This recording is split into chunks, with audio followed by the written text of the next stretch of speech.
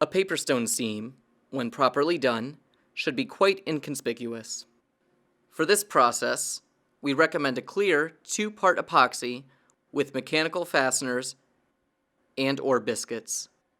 If available, seaming clamps are strongly recommended. If not, please read through our fabrication guide document to see alternatives. You will also need an applicator gun with Touchtone 2 epoxy by Bondstone, mixing tips, masking tape, mechanical clamps, cleaning solvent, and paper towels. Step 1. Once your pieces have been cut, machine the grooves for the biscuits and/or mechanical fasteners. Dry fit the seam ensuring proper alignment, and then clean the PaperStone with the solvent. Step 2.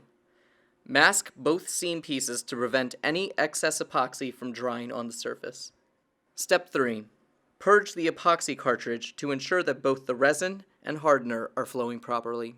Then insert the mixing tip and purge the cartridge again to ensure the epoxy is mixing properly. This step is very critical. Step 4.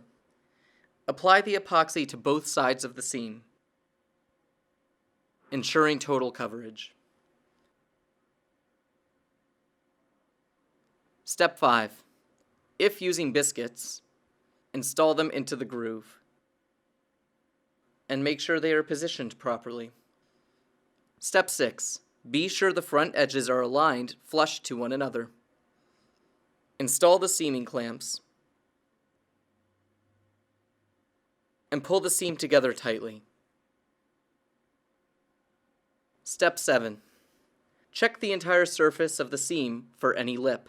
If the pieces are not completely flush, use the wedges to apply pressure to the side that is high.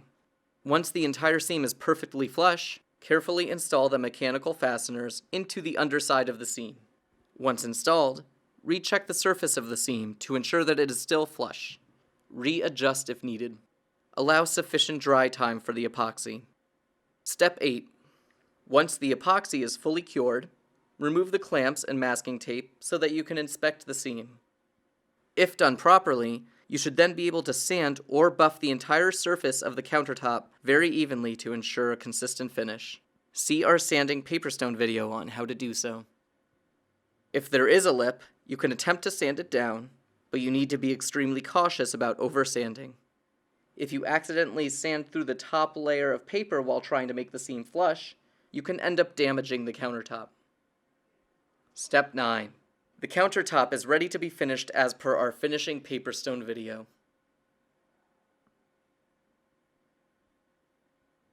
Please visit our website for more instructional videos.